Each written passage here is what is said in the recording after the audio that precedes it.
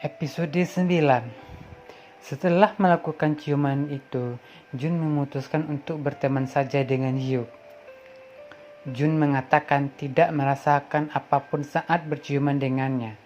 Dia pergi dari sana, tetapi sebenarnya hati Jun berdebar sangat cepat. Saat pulang, Hyuk tak bisa tenang memikirkan perkataan Jun. Dia masih sangat yakin kalau Jun hanya berpura-pura saja. Jun sendiri kesulitan tidur. Sementara itu, saat di kantor Jun, Pak Kim, Pak Lee, dan Bu An merasa ngantuk berat karena semalam mereka bekerja juga. Di sisi lain, Jun masih membayangkan Hyuk di jendela saat membersihkan kaca. Mereka juga membicarakan tentang masalah Hyuk dan takut jika pihak berwenang tahu. Hal ini justru akan jadi masalah besar. Pak Kim mengatakan kepada mereka semua kalau Hyuk punya rencana rahasia yang tidak bisa dia katakan untuk masalah ini dan menyuruh mereka tetap mempercayai rencana Hyuk. Kemudian Hyuk berada di ruang kerja pamannya. Dia ingin meminta bantuannya menjual produk pangan lain itu. Dia mengatakan apakah ayahnya mengetahui hal ini atau tidak. Dia takut jika nanti ayahnya akan mempersalahkan hal ini. Namun Hyuk meyakinkan pamannya untuk menjadi rahasia mereka berdua dan tidak memberitahukan kepadanya.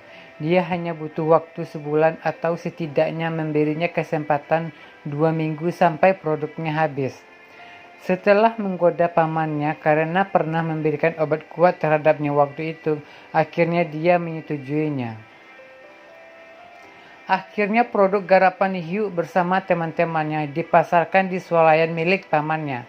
Tetapi saat Hyuk dan Paman Jang mengunjungi swalayan, belum ada orang yang tertarik membeli produk mereka.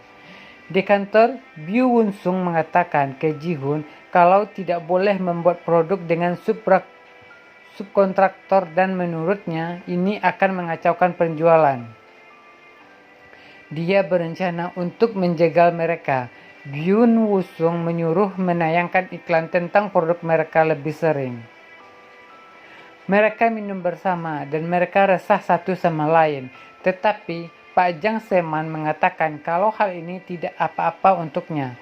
Kemudian Pak Kim memiliki cara rahasia karena dulu dia pernah bekerja di bagian tim penjualan. Kemudian mereka mulai menjalankan aksinya, berakting dan membeli produknya sendiri agar memancing orang-orang pada beli produk makanan itu. Setelah mengambil, mereka lalu menempatkannya lagi ke tempat penjualan. Rencana mereka berjalan dengan sukses. Saat makan di kantin, Jun melihat Pak Sewol, kemudian ia duduk di depannya. Jun juga menanyakan alasan Pak Sewol menugaskan Hyuk untuk masalah ini. Pak Sewol menjawabnya kalau dia penasaran dan ingin mengukur kemampuan Hyuk menangani situasi ini. Pak yang memarahi Hyuk karena produk makanan dari Chef Jo yang dari pangan Gangsu menurun, sedangkan yang produk garapannya bersama teman-temannya terjual banyak. Hyuk berencana untuk bicara langsung dengan Chef Jo. Setelah dari sana, ayahnya marah karena keputusan dan ia dipecat. Tetapi Hyuk mencoba meyakinkan ayahnya untuk bisa berbagi dengan orang lain dan tidak menjalani hidup seperti ini.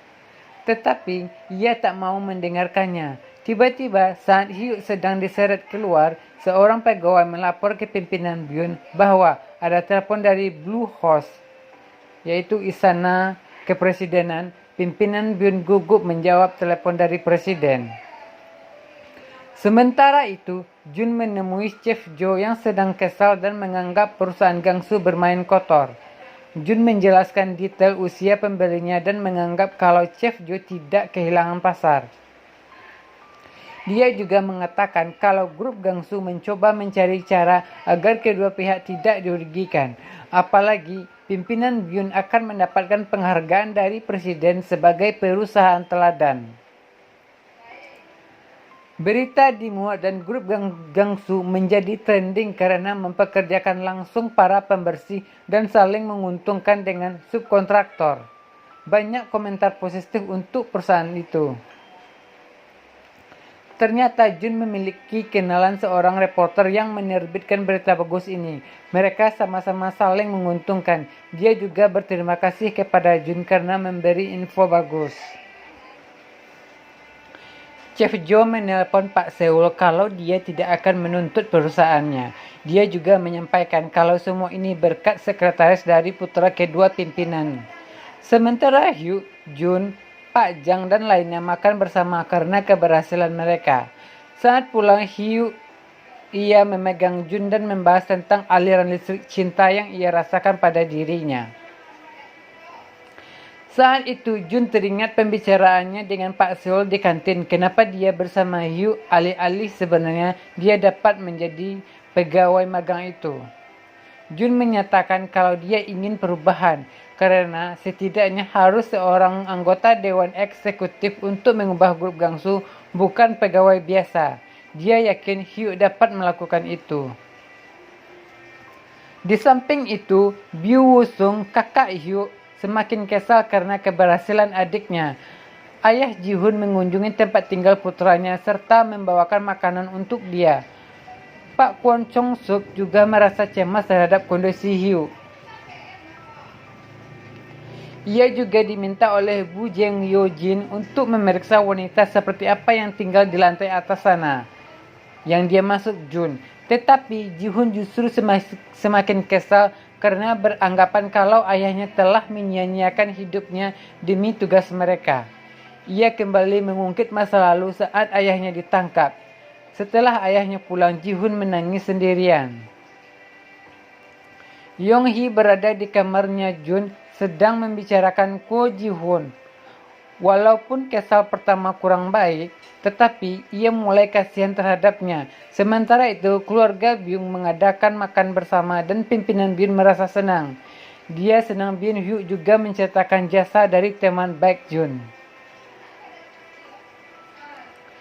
Kemudian, adik dan ibunya mengungkit masalah peramal itu yang kemungkinan besar benar, bahwa Hugh akan jadi tokoh revolusioner berkat seorang wanita. Karena saham juga meningkat karena kerja keras Hugh. Pimpinan Byun ingin memberikan hadiah kepadanya. Setelah dari sana, Biu Wusung mencoba menemui Jun. Pak Kim menelpon Hugh kalau kakaknya berusaha membawa Jun bersamanya. Wusung menanyakan tujuan Jun memanfaatkan dia dengan terus mendekatinya. Dia mengungkit masalah ayahnya. Ayah Jung dituduh sebagai pegawai korup yang menerima suap saat bekerja di perusahaan Gangsu. Wusung kesal dan memarahi Jung menanyakan maksud sebenarnya. Dia bahkan mengancamnya untuk menjauhinya.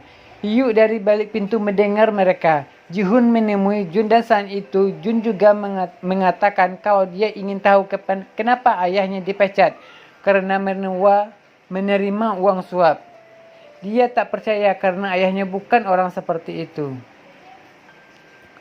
Ji-hun menunjukkan beberapa bukti yang ia cari sebelumnya. Jun ingin menemui siapa korbannya dan memastikannya sendiri. Ji-hun menjawab kalau korbannya adalah orang yang ia bantu, Pak Jang Seman. Akhirnya ia menemui Pak Jang lalu mencoba mencari tahu kebenarannya. Tetapi Pak Jang merasa gugup menjawabnya. Dia juga tidak bisa banyak bicara tentang kasus lama ayahnya. Pak Jang tetap kekeh bahwa dia membayar suap rutin kepada ayah Jun. Hugh masuk ke ruangan kakaknya, membicarakan tentang bisnis keluarganya. Dia menyuruh Hugh berhenti jadi pegawai magang yang tidak becus dan keluar jadi keluarga jika merasa tidak senang dengan sikap keluarganya. Setelah mendengar pernyataan Pak Jang, akhirnya Jun pulang dengan sedih. Hugh menyambutnya dengan senyuman dan berkata kalau dia lapar. Mereka lalu makan mie ramen bersama di atap. Ia juga teringat masa lalunya saat kecil bersama sang ayah. Saat makan ramen, Jun terlihat sedih dan bergumam dalam hatinya bagaimana bisa mereka bertemu dalam kondisi yang seperti ini. Ia ingin tahu alasan takdir mempertemukan mereka berdua.